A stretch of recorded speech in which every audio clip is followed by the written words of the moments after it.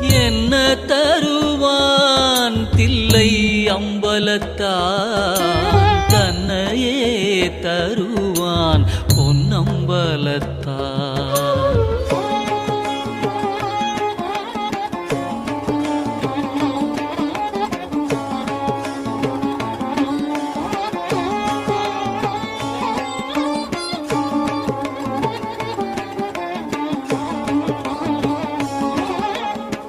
பொன்னும் பொருளும் அள்ளித்தருவான் உடன் போதுமென்ற மனதையும் சொல்லித் தருவான்.